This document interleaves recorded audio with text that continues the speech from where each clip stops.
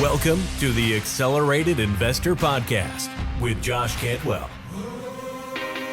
If you're looking to retire early with forever passive income,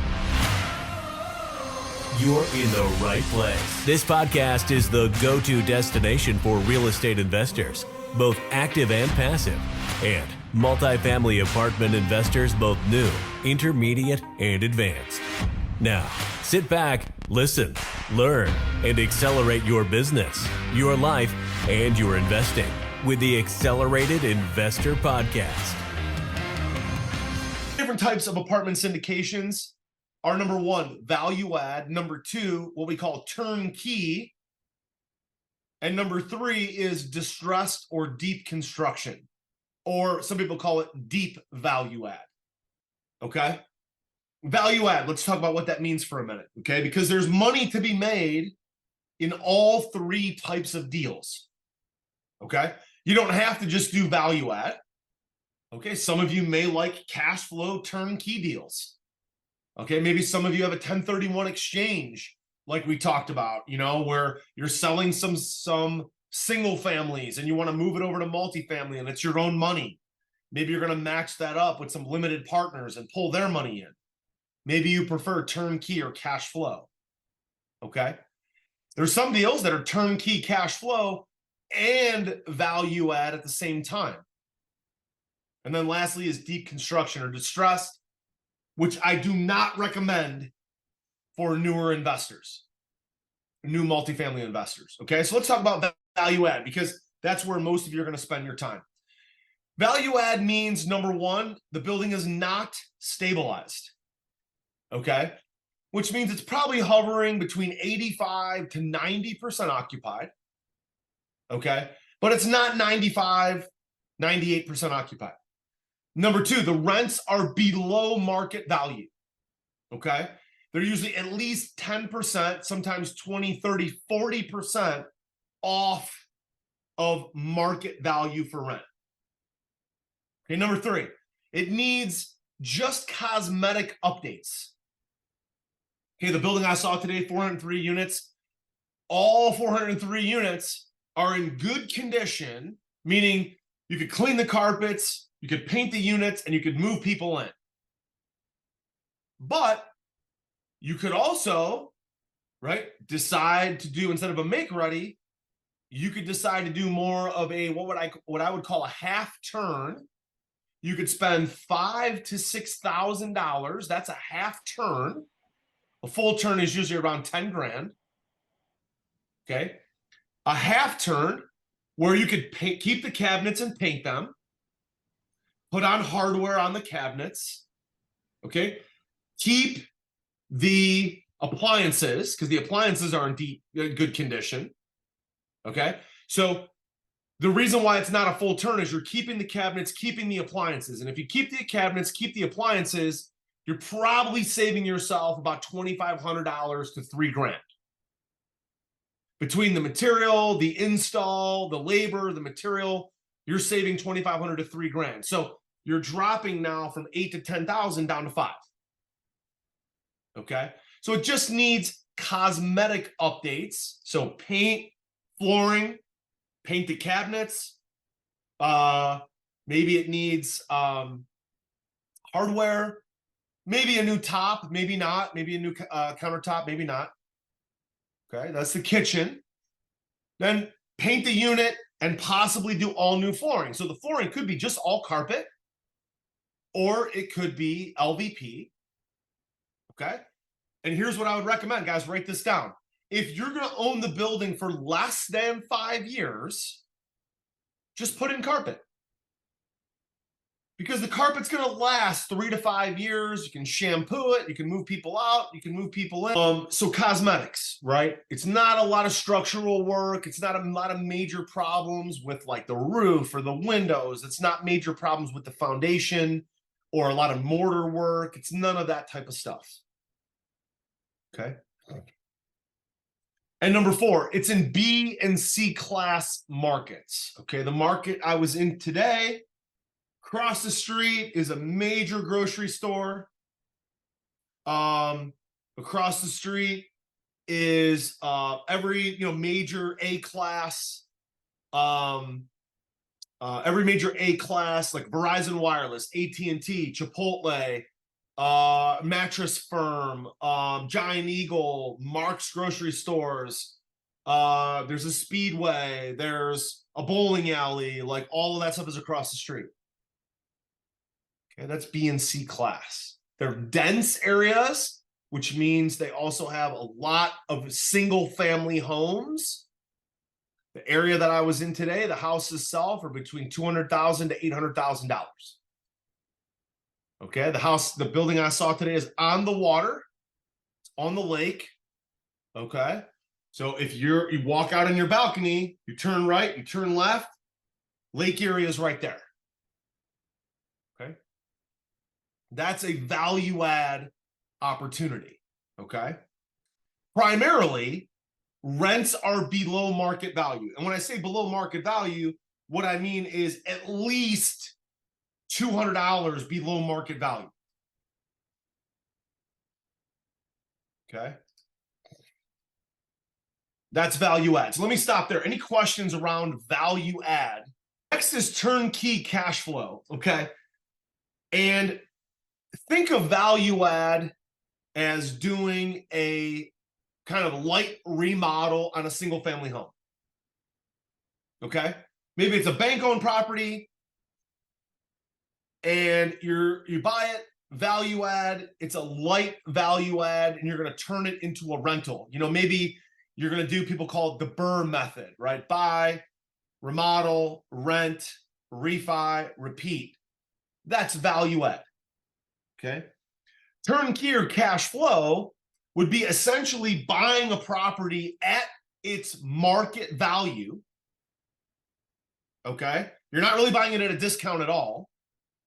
You're buying it at market value, and you're buying it for cash flow. So it's turnkey, right? Think of turnkey or cash flow as if you bought, okay, a done-for-you rental. Okay, think of single family and think of some of the guys that sell turnkey rental properties. They buy the rental, they remodel it, they put a tenant in it, then they sell it to an investor. Turnkey or cash flow is exactly that. It's already at market value. It does not need any cosmetic updates or very little. It's already stabilized at 95% occupancy. It's usually in an A or B class market, and you can buy it and just cash flow and incrementally, organically raise the rents. Now, the reason why that doesn't work for most of us is because there's not a big enough return for investors. Write this down. There's not a big enough return for your limited partners. And number two, there's not a quick enough return of capital, return of principal for limited partners. It's essentially a buy and hold for 5 to 7 years, and they just get cash flow. The turnkey cash flow deal, okay, is great if you have a 1031 exchange. It's great if you have limited partners willing to take like a 5% preferred return or a 6% preferred return, and they have a 5 to 7 or longer year time horizon. Are you ready to automate and explode your real estate investing?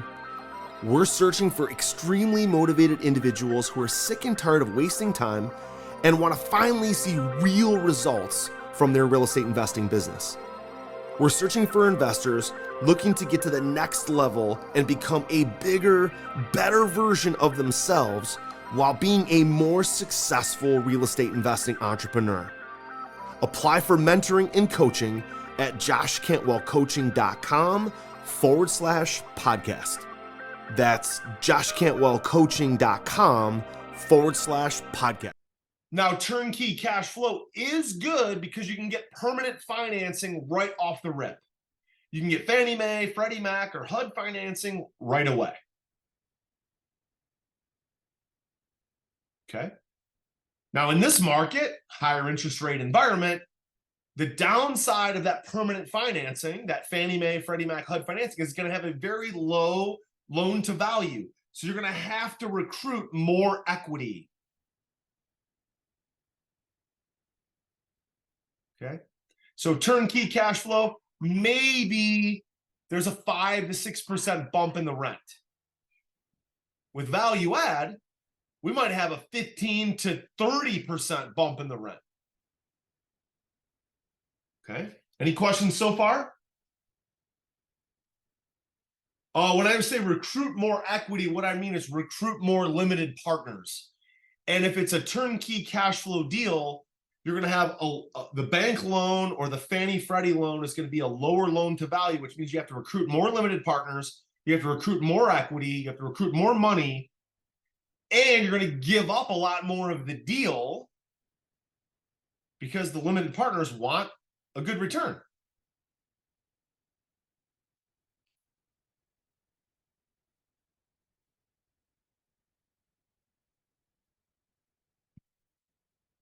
Okay. Number 3 is deep construction or distressed. Okay. So when we bought 54 Niles, and 54 Niles was only 20 units occupied out of 54, and it was 39% occupied, that's deep construction or distressed. Okay. When we bought 52 Lake, then 52 Lake only had 30 units occupied out of 52. It was only 60% occupied and had a recent fire. That's deep construction or distress. Okay. When we bought 28 Riverside about 75 days ago, and that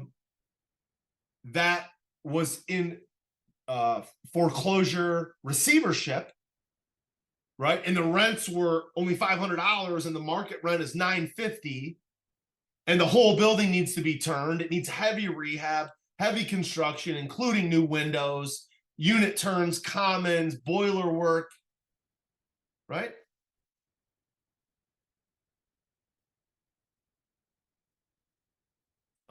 That is a problem, okay? Needs heavy rehab, needs heavy construction. And so for deep construction or distress, most of you are gonna, and most of us are gonna have to get bridge financing. Well, the challenge with bridge financing today is that it comes with about a 9 handle on the interest rate.